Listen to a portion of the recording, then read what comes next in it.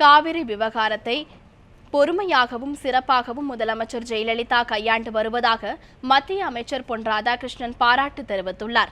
சென்னை தலைமைச் செயலகத்தில் முதலமைச்சர் ஜெயலலிதாவை பொன் ராதாகிருஷ்ணன் இன்று சந்தித்து பேச்சுவார்த்தை நடத்தினார்.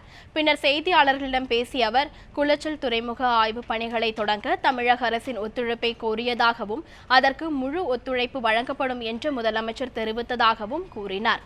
மேலும் கிழக்கு கடற்கரை சாலையை தேசிய நெடுஞ்சாலையாகவும் 4 வழிச்சாலையாகவும் மாற்ற வேண்டும் என்ற மத்திய அரசின் விருப்பத்தை ஜெயலலிதாவிடம் தெரிவித்ததாகவும் பொன் ராதாகிருஷ்ணன் குறிப்பிட்டார்.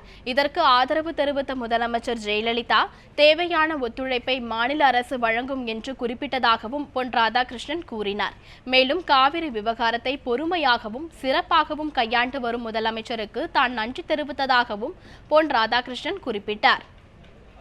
விஷயத்தில் தமிழக முதல்வர் அவர்கள் மிகச்சிறப்பாக செயல்பட்டிருக்கின்றார்கள், மிக பொறுமையாக கையாண்டிருக்கின்றார்கள். அதற்காக என்னுடைய வாழ்த்துக்களை தெரிவித்தேன்.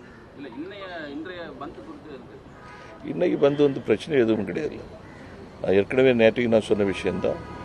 அமைதியான முறையில் நடக்கக்கூடிய வியாபாரிகளாக முன்வந்து நடத்தக்கூடிய இந்த பந்துக்கு முழு ஆதரவு நாம